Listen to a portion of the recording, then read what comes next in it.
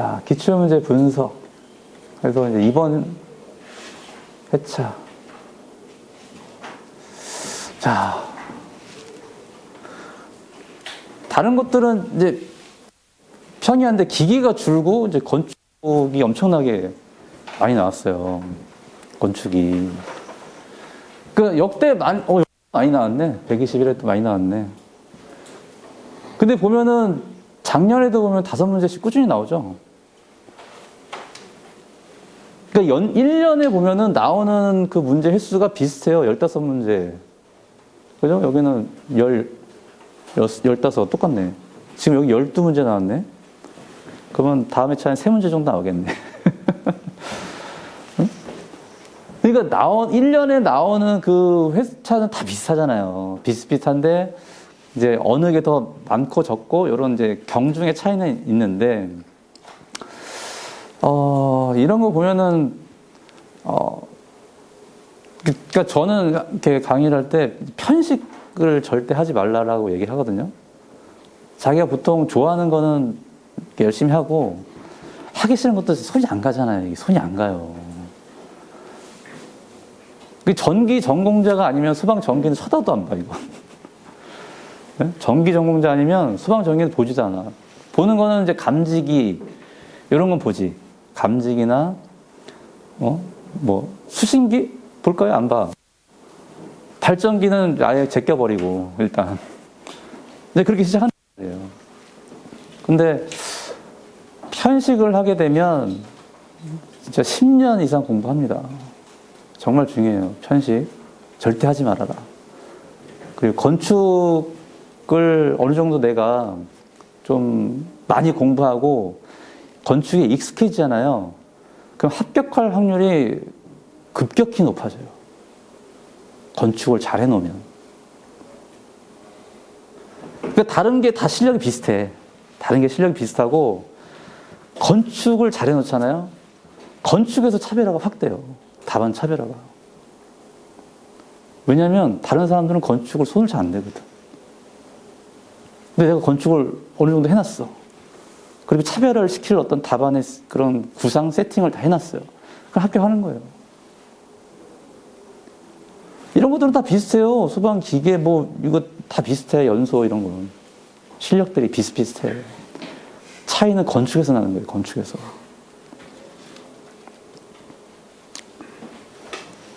그래서 저는 근데 솔직히 말하면 소방하고 건축하고 이게 감리를 하다 보잖아요. 건축은 아예 그냥 우리랑 별개예요, 별개. 건축은 별개인데 건축하시는 분들이 소방 감리한테 물어봐, 건축을. 소방 감리한테 물어봐요. 그래서 아이고 쟤 왜 저한테 물어보세요, 건축인데. 이렇게 우스갯소리를 얘기하는데 오히려 소방 기술사가 건축을 더 많이 알아. 더 잘 알아요. 참 아이러니해요. 그래서 건축만 잘 해놔도 합격 확률이 높다. 자, 이제 문제는 지금 하나하나 좀 보면 시간이 오래 걸리니까 1교시 바로 들어가면서 이제 문제 보면서 답안을 좀 볼게요.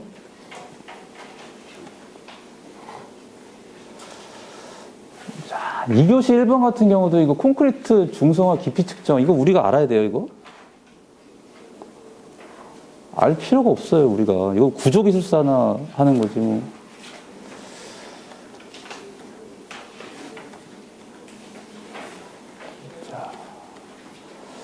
자, 시험 보신 분들은 딱 보면 이제, 저 문제 있었지 생각하실 거예요.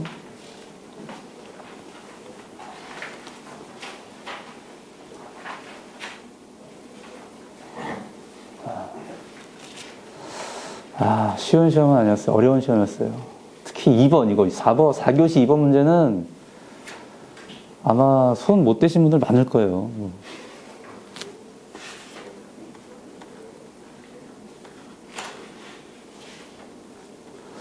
자, 그러면 이제 1교시 이제 시작하겠습니다.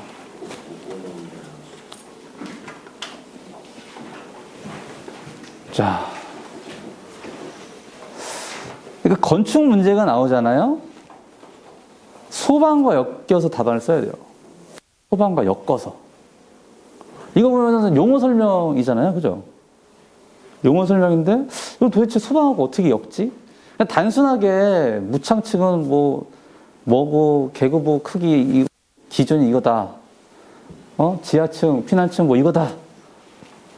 이렇게 쓸 수도 있지만, 이게 소방하고 무슨 관련이 있냐, 이거죠. 답안을 쓸 때 우리는. 2번도 마찬가지예요. 방화구획, 방영구획.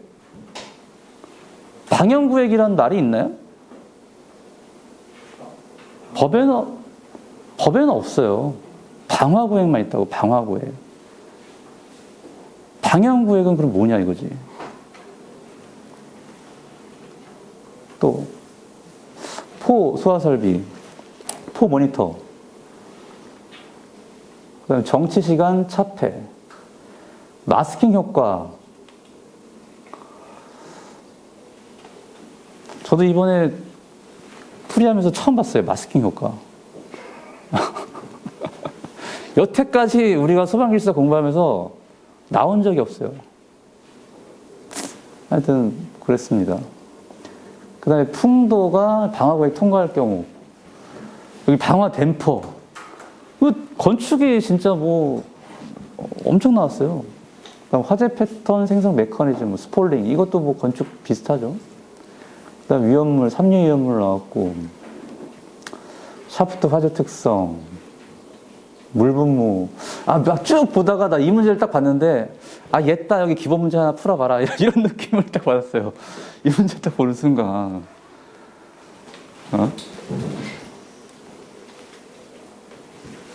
자, 싱글 리스크. 이거 공부하면서 보신 적 있나요? 싱글 리스크. 저도 이번에 처음 본 거예요. 싱글 리스크.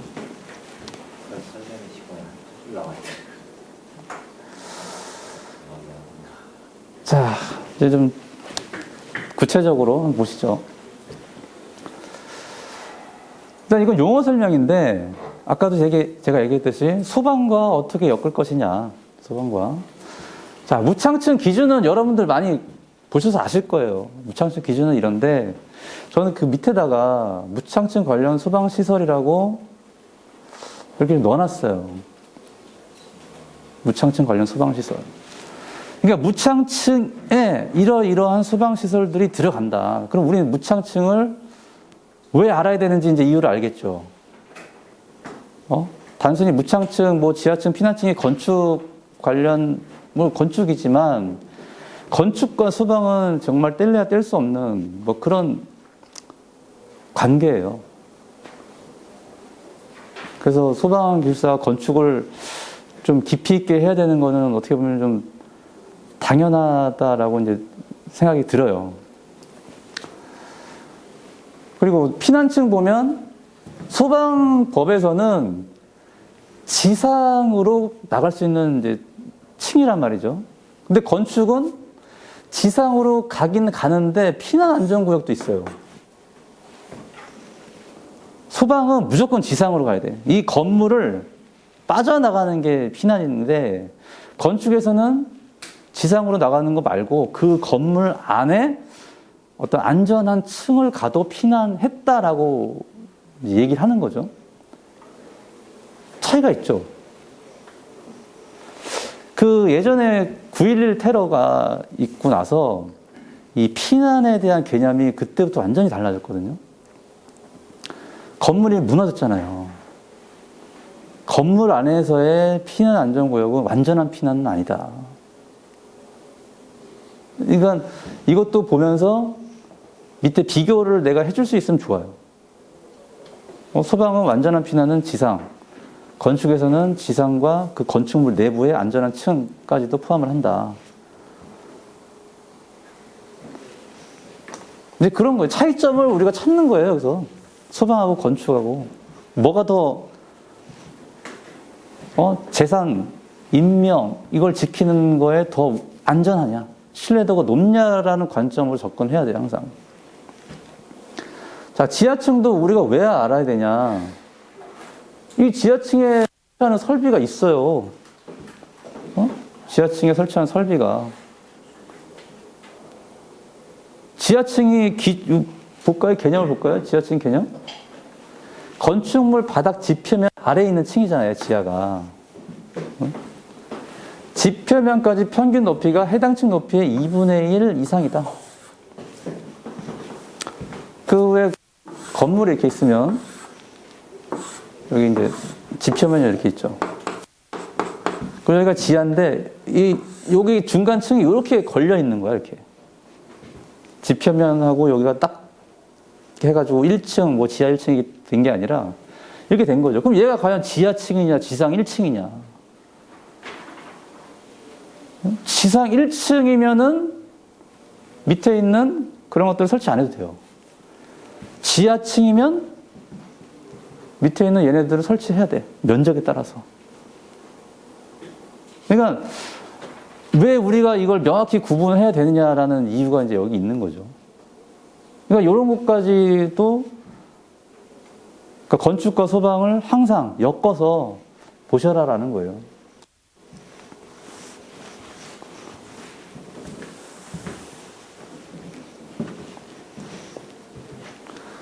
특히 여기 이제 비상탈출구, 뭐 다른 것들은 어떻게 보면은 소방하고는 크게 관련이 없는데 이제 50제곱미터 이상이면 그때 이제 비상탈출구를 한다라는 거죠.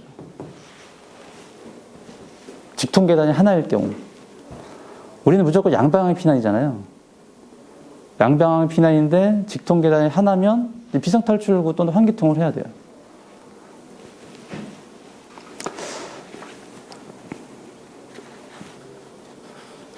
자, 2번 볼게요. 방화 방향구획.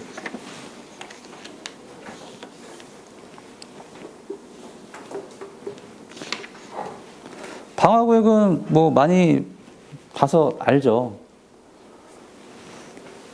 근데 방향구획은 딱 생각해봐도 연기를 막는 거구나. 그냥 개념적으로 연기를 막는 거구나 생각이 들죠. 그러니까 저는 여기서 이 출제자가 이걸 왜 냈을까를 생각을 이제 해본 거예요. 방화구획과 방향구획을 뭐 정의, 목적, 효과, 구성 요소를 이제 하라고 했어요. 그러니까 이 구분이 애매모호하다는 거죠. 방화구획과 방향구획과 구분이 애매모호하다.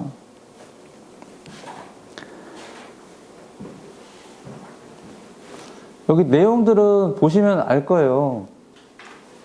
근데 이것들을 출제한 의도, 그러니까 저는 이렇게 문제를 보면요, 이 출제자가 이걸 왜 냈는지를 생각을 하거든요. 어떤 의도로 이 문제를 냈는지. 이 지문에 충실하면요, 잘 받아야 6점이에요. 지문에 내가 충실해서 답을 썼어요. 잘 받아야 6점이야. 근데 그 출제자의 의도를 파악해가지고 쓰잖아요? 그럼 6점부터 시작해. 6점, 7점, 8점 이렇게 받는 거예요. 근데 내가 출제 문제에 막 혈안이 돼가지고 물어본 거 이거네? 막 쓰잖아요. 그럼 잘 받아야 6점이에요. 거의 뭐 5점 주지. 그러니까 거의 한 50점에서 55점 계속 왔다 갔다 하는 거예요. 왜 잘 쓰면 5점 받고, 이거 좀 긴가민가 하다는 거는 5점 받으니까. 거기서 계속 왔다 갔다 하는 거죠. 이게 뭔가 점프를 못 하는 거죠. 근데 그 점프하는 그 방향성이 출제 의도라는 거예요, 출제 의도. 이거 내용은 한번 보세요, 여러분들이. 저는 출제 의도가 뭔지에 대해서 좀 집중적으로 얘기를 좀 드릴 거예요. 그러니까 아까도 얘기했듯이 방화구획과 방향구획의 구분, 기준이 모호하다. 여러분들이 소방기술사라면 이거를 어떻게 할 것이냐 라는 관점으로 밑에다가 고려사항을 써줘야 돼요. 설치 기준 물어봤다? 문제점 대책 써야 돼요. 문제가 어때요? 다 기술사 시험 문제가 여기 보면은 설명하시오죠. 설명하시오. 설치 기준 쓰라고 했나요? 설치 기준 설명하라고 했나요? 근데 여러분들은 설치 기준을 썼나요? 설명했나요? 그거 고민해야 돼요. 기준, 법적인 문제가 나오면요, 이걸 다 보세요. 모든 문제 보세요. 다 설명하라고 나왔어. 다 설명하라고. 그럼 난 설명했냐 이거지. 설명이 뭐예요? 설득하는 거예요, 사람들. 아, 이거 좀 잘못됐으니까 이쪽 방향으로 좀 개선해야 됩니다. 아, 이건 잘 됐으니까 좋습니다. 예를 들어서 그런 식으로 설명을 해줘야 돼. 근데 내가 그렇게 설명을 하려면요, 그거에 대해서 깊이 있게 내가 이해를 하지 못하면 설명을 절대 할 수가 없어요. 건축이 그래서 깊이 있게 하지 않으면요, 그냥 어설프게 내가 외운 것만 쓰고 나오는 거예요, 시험장에서. 그래서 보면은 방화방향구에 또 어떻게 용어잖아요, 용어. 용어에 대해서 내가 개념이 명확히 서지 않으면요, 설명하기가 어렵습니다.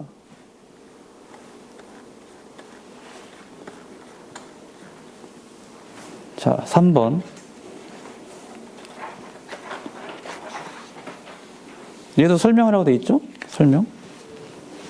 그래서 1번, 2번, 3번 쭉 썼어요. 물어봤으니까. 1번, 포 모니터 정의. 썼어요. 기준 써주고.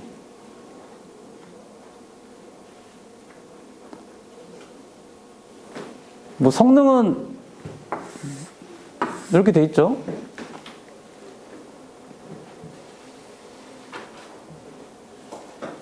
그 다음에 보통 이제 2개를 설치합니다. 기준 개수가 거의 2개예요. 2개 이상, 3개, 4개, 5개다. 그럼 2개로 기준 개수를 잡아요. 그래서 수원의 수량이 이렇다. V는 최적이죠. 이 포 모니터 노즐 혹시 뭐 직접은 못 봤겠지만 사진으로 보신 적 있나요? 사진으로? 이 노즐 구경이요, 한 20cm, 30cm래요. 노즐 구경이. 노즐 구경이 이래, 진짜. 엄청 커요. 그러니까 분당 1900리터예요. 분당 1900. 1.9톤. 2톤을 분당 쏴야 돼, 2톤. 어마어마한 양이거든요. 이걸 30분 동안 쏴야 돼. 근데 포 모니터 노즐이 어디에 설치가 되냐, 주로. 뭐 석유화학 공장이죠. 또는 선박 하역되는 곳. 선박 화재 있잖아요. 정박돼 있는 선박에서의 화재. 그래서 해안가 주변으로도 설치가 됩니다. 그러니까 주로 어떻게 해요? 고위험, 화재가 발생하면 아주 리스크가 큰 이런 데 설치를 하게 돼요. 그럼 과연 30분 만에 화재를 끌 수 있냐 이거지. 그래서 저는 고려사항에다가 수원의 양을 넣었어요. 이거는 거의 초기 소화용이에요. 초기 소화용.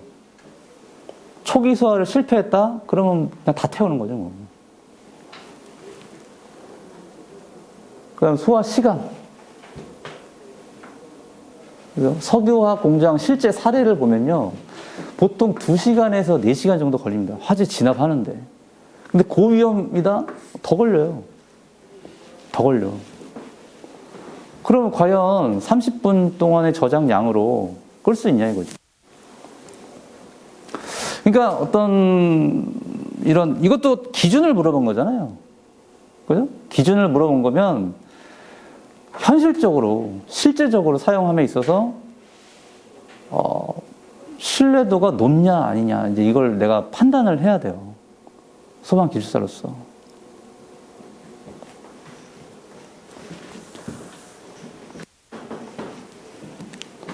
그러니까 이런 것들을 써주면 거의 8점까지는 받아요. 8점.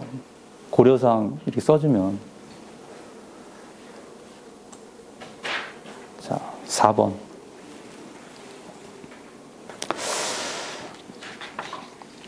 야, 이것도 쉬운 문제가 아니죠. 정치 시간, 차폐,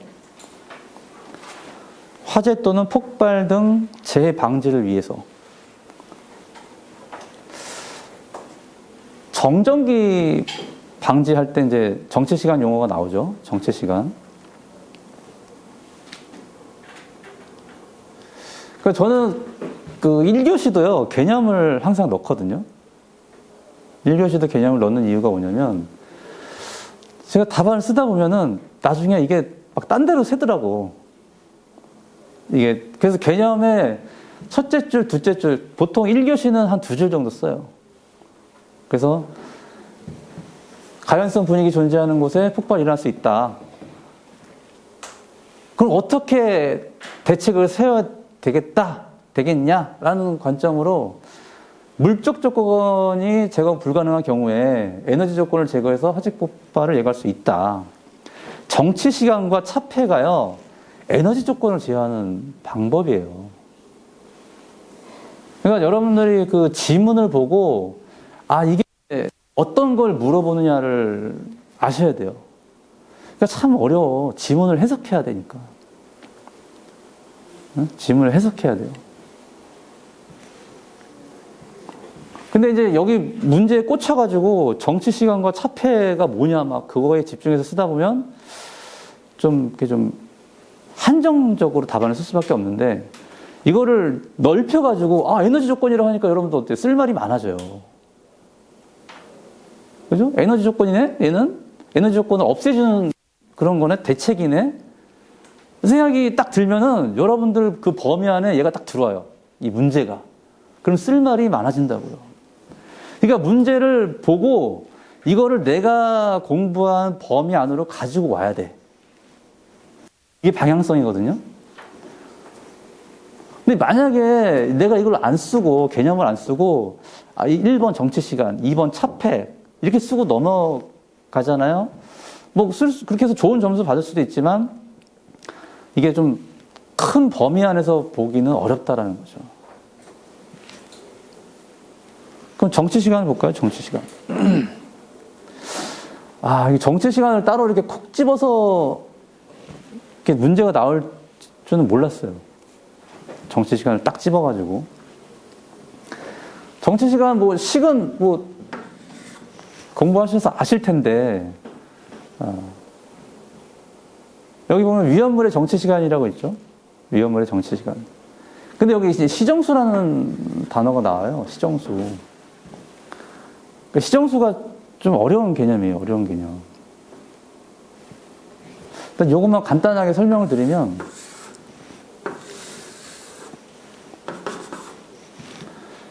그러니까 시정수가 이게 타오면 0.632 요 정도를 도달하는 그 값이거든요. 이게 고체냐 액체냐에 따라서 로 입실론 좀 다른데, 고체일 경우는 이제 RC라고 하고, 기체나 액체, 유체죠, 유체. 유체일 경우는 이제 로 입실론 씁니다. 유전율이죠, 유전율. 여기 정전 용량. 그러니까 그 물질이 가지고 있는 전기를 담을 수 있는 그릇이에요, 그릇. 전기를 담을 수 있는 그릇. 그 경로 저항. 저항이 크고 정전 용량이 크면 어때요? 대전이 잘 되는, 그러니까 더 대전 양이 많아지는 거죠. 저항이 크고 정전 용량이 크다. 그럼 대전이 많아지는 거예요, 대전 양이. 그 여기는 로는 고유저항이죠. 그 물질의 고유저항. 얘는 이제 유전체란 말이에요. 그 물질이 가지고 있는 유전.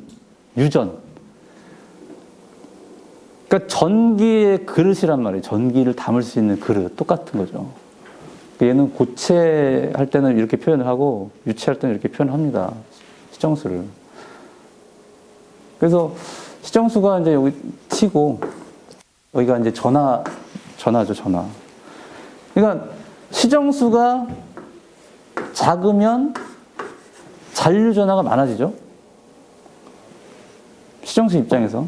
그 다음에 이 T, 정치 시간이 높다. 잔류 전화가 낮아지는 거죠.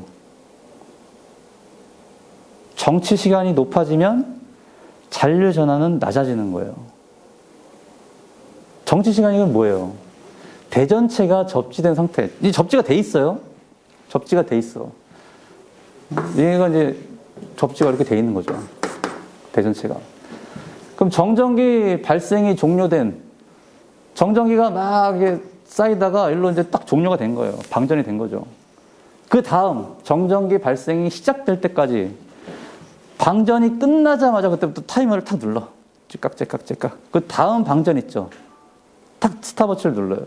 그때까지 그 시간이 정치 시간이라는 거예요. 그럼 정치 시간이 길다라는 거는 여기에 대전되어 있는 양이 적으니까 방전되는 시간이 긴 거잖아요. 만약에 대전이 잘 되고 막 빨리빨리 대전돼. 그러면 방전이 빨리빨리 되는 거죠? 접지를 해놨으니까. 그러니까 정치 시간을 길게 해서 잔류 전화를 낮게 한다. 그러니까 최대한 이런 액체 땡크롤이 주의를 한단 말이에요. 땡크롤이. 주의한 다음에 이 정도 이상은 가만히 그냥 기다리고 있어야 된다는 거예요. 액체가 땡크롤이 안으로 들어갈 때 막 난류 유동을 일으킨단 말이죠. 마찰을 일으킨단 말이에요. 그럼 액체 저항률이 높잖아요. 10에 뭐 14, 12승, 13승 맞게 된단 말이에요. 근데 이런 것들이 저항률이 높으니까 잘 대전돼요. 잘 대전돼. 그 대전 양을 줄이는 거예요. 이렇게 시간을 좀 다 물건을 싣고 한 30분 기다려. 출발하지 않아. 그 다음에 출발해요. 그게 정시 시간이라는 거죠.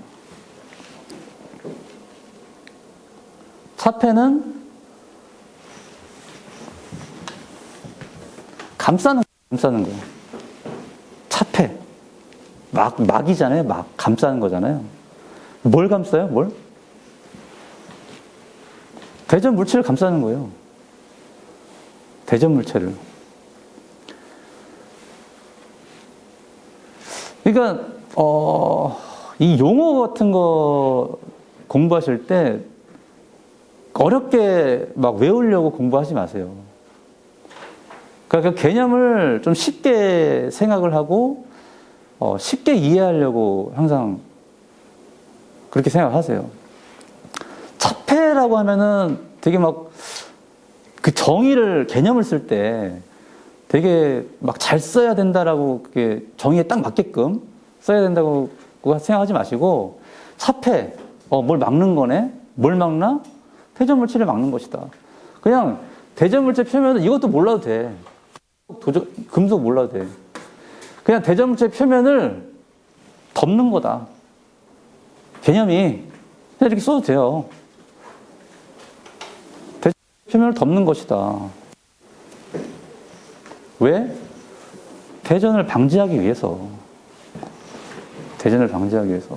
그래서 도전성이 높은 재료로 감싸는 거죠.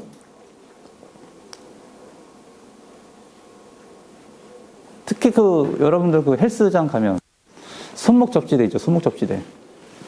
손목 접지대 안 하고 혹시 런닝머신 타본 적 있나요? 정전기 엄청 일어나죠? 안 일어나요? 저는 좀 건조해가지고 막 타면은 정전기 많이 일어나요. 거기서 이제 탈 때는 모르다가 딱 내려오잖아요. 그럼 정전기가 막 일어나요. 그러니까 그런 거예요. 내 몸이 그러니까 대전체예요. 이거를 접지를 해가지고 빼내주는 거지. 이게 정치 시간이에요. 자꾸 방전이 되죠. 방전되고 어느 찼다가 방전되고 찼다가 방전되고 이게 정치 시간이라는 거죠.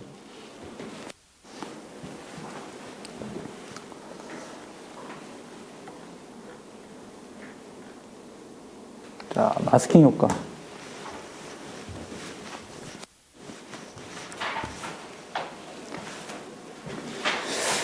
그 밑에 3번을 보세요. 3번.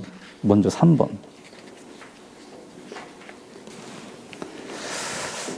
그 감리를 할 때 보면은 이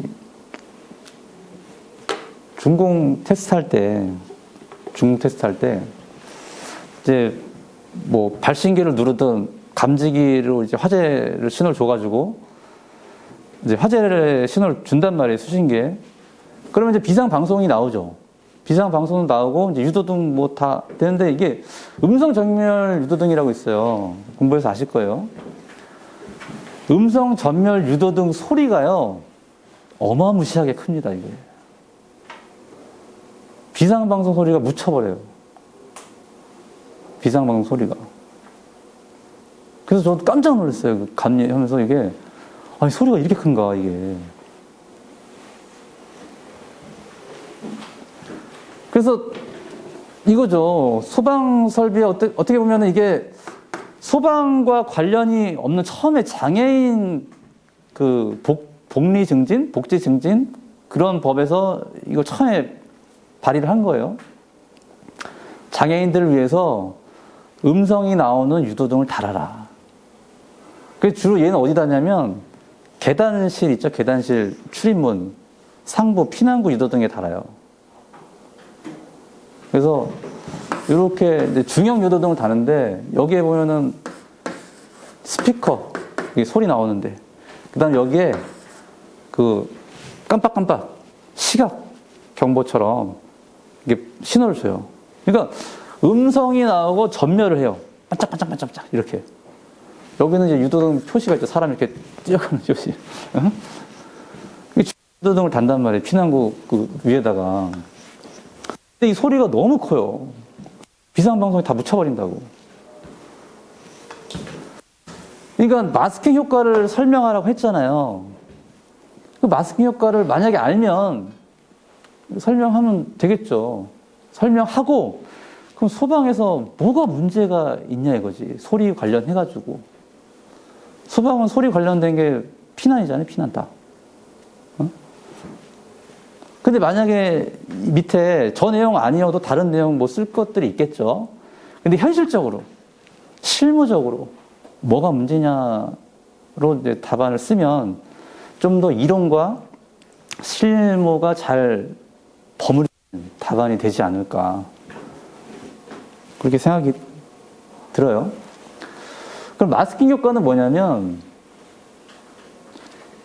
그러니까 높은 음 때문에 정작 내가 들어야 될 목적음이라고 그래요. 목적음. 내가 들어야 되는 음. 이 목적음이 안 들리는 거예요. 다른 주변 소음 때문에. 주변에 소음이 너무 많아. 소음이 너무 많은 거죠. 그래서 그래프 보면은 이해하기가 좀 쉬울 거예요. 우리 왜 가청음이라고 하죠? 사람이 가청음. 너무 낮은 음 안 들리고 너무 높은 음 안 들리잖아요. 그게 여기를 보면 이렇게 잘라가지고 한 2만 헤르츠일 거예요. 2만 헤르츠. 또 너무 작은 소리 한 20 헤르츠? 20 헤르츠 밑에. 그러니까 주로 사람이 들을 수 있는 범위가 최소 최대예요. 여기가. 그래서 여기 보면은 최소 가청 한계음이라고 했죠. 최소 가청 한계음. 근데 너무 낮은 것도 음압 레벨이 좀 낮으면은 음압 레벨이 여기다. 그럼 안 들리는 거예요. 이게 선이 뭐냐면 요렇게 돼가지고 요 윗부분이 사람이 들을 수 있는 소리예요. 요 그래프의 윗부분. 밑에는 안 들리는 거예요.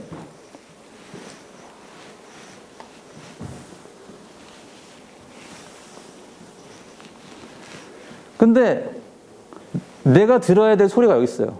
요 데시벨에 여기에 있는 거. 요 주파수 때 내가 들어야 될 소리가. 근데 어떤 소리가 거기에 더 큰 소리가 온 거죠. 발생한 거죠. 그래프가 이렇게 된 거예요. 이렇게. 윗부분이 들을 수 있다고 했잖아요. 근데 내가 들어야 되는 소리는 주파수는 여기인데 데시벨은 여기인데 다른 소리 때문에 이게 가청 범위가 달라진 거죠. 이 소리가 안 들리는 거예요. 잡음 때문에, 소음 때문에. 이게 마스킹 효과다는 거죠, 마스킹. 그게 밑에 아까 말한 것처럼 요거다. 음성 전멸 유도등. 그래서 이걸 하지 말라는 뜻이 아니라 협조를 좀 하자. 협조를 좀 하자는 거죠. 취지는 좋잖아요. 음성 전멸 유도등. 나쁜 건 아니에요. 나쁜 건 아닌데 그렇게 되면은 제가 볼 때는 이거 비상방송이 필요가 없어. 비상방송이 필요가 없어요.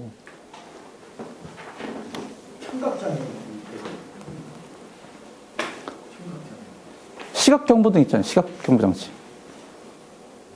물론 위치를 알려주는 그런 표시는 있지만 중복, 근데 어떻게 보면은 소방에서 중복은 신뢰도가 높은 거죠.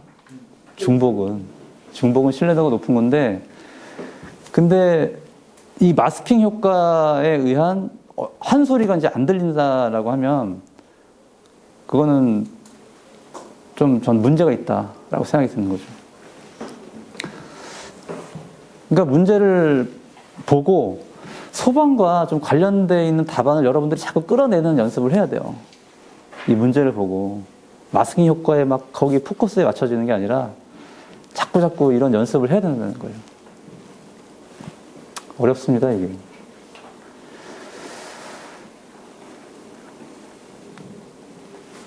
자, 제한풍도가 방화구역을 통과할 경우 고려사항. 제가 생각할 때는 대부분 내화 체험 구조 썼을 것 같아요. 그죠? 내화 체험 구조. 근데 실제로 현장에서는요, 내화 체험 구조 다 합니다. 요즘엔 특별히 문제가 없어요. 그 부분에 대해서. 다 성능 인증받은 거 쓰고, 다 납품 확인서 뭐 다 들어와요. 보면은. 그러면 이 출제자가 물어본 게 뭘까? 응? 한번 생각해 보는 거죠. 과연 내화 체험 구조가 문제가 돼서 이 시험을 냈을까? 저는 좀 아니다라고 생각을 한 거죠. 자, 보면은 여기서 재현과 방화라는 말이 나옵니다. 재현과 방화. 재현은 뭐예요? 연기를 빼주는 거죠.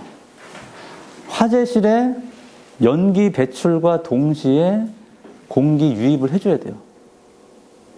방화는 뭐죠? 방화군. 막는 거죠. 막는 거예요. 그러면 재현과 방화는 역할이 달라요. 재현은 빼줘야 돼. 방화는 막아야 돼. 그럼 어떻게 하라는 거야? 그래서 방화 댐퍼를 한단 말이죠. 어? 방화 댐퍼. 그럼 재현 풍도에 과연 방화 댐퍼를 설치하는 게 맞냐 이거지. 그러니까 실제적으로. 외국에서도 다 설치합니다. 방화 댐퍼 다 설치하는데 개념이 달라요.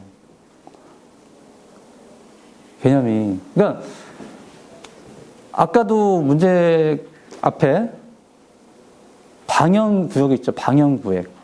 방구역과 방영구역 문제가 나왔죠. 근데 여긴 재현과 방화가 나왔죠. 그러니까 이 출제하신 분의 의도는 지금 거의 똑같은 방향으로 가고 있어요. 뒤에 이제 뭐 2교시, 3교시 뒤에 문제 보잖아요. 다 이거와 관련된 비슷한 문제예요. 재현과 건축과 소방과 상충되는 부분들을 문제를 다 낸 거예요. 그러니까 여러분들이 이 문제를 보면서 그 흐름을, 전체적인 흐름을 알고 가야 돼. 1교시 때 이런 문제가 나오잖아요. 2, 3, 4교시 때 이거 거의 비슷한 문제 나와요. 그럼 1교시 문제 끝나고 1교시 이거와 관련된 25점짜리 뭐가 나올까 쉬는 시간에 그거 보고 있어야 돼. 그냥 멍하니 이렇게 앉아있는 게 아니라. 그래서 그 방향성이라는 게 중요한 거예요. 1교시를 내가 잘 간파하잖아요. 그럼 2, 3, 4교시 때 나올 문제를 내가 예상을 해가지고 먼저 보고, 아니 내가 바로 앞전에 본 거를 쓰는데 얼마나 쓰기 쉽겠어요. 그것도 뭐 한두 번 본 게 아니라 내가 그동안 계속 봐왔던 거를 2교시 때 쉬는 시간에 그거를 보고 딱 시험을 본다면 고득점 받을 수 있지 않을까요? 자, 다시 문제로 와가지고 재현과 방화 상충되는 얘기를 물어본 거예요. 당신이 기술사라면 어떻게 할 것이냐.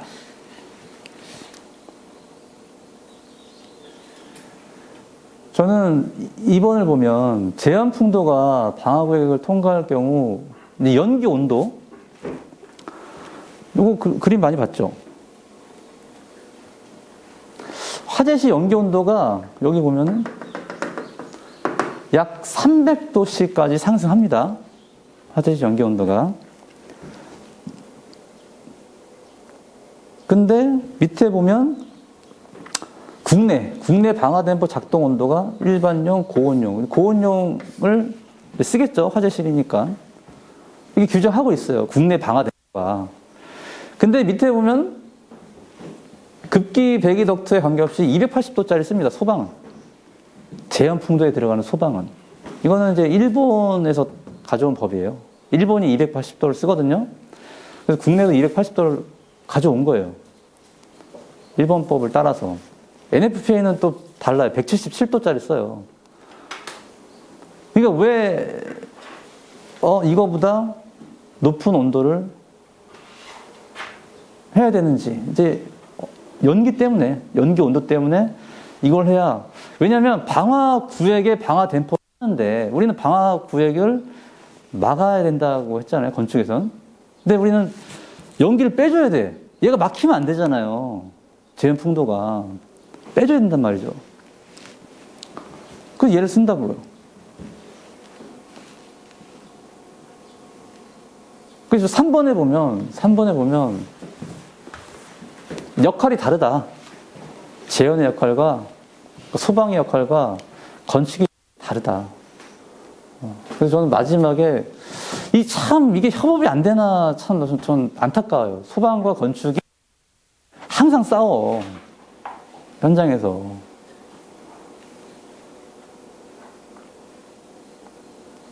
항상 싸웁니다. 뭐 요즘에는 많이 좀 괜찮아졌는데.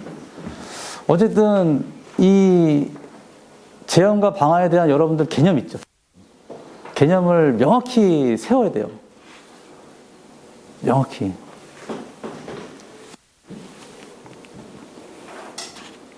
내용은 여기 보시고 꼭 이게 뭐 정답이다라고는 아니에요.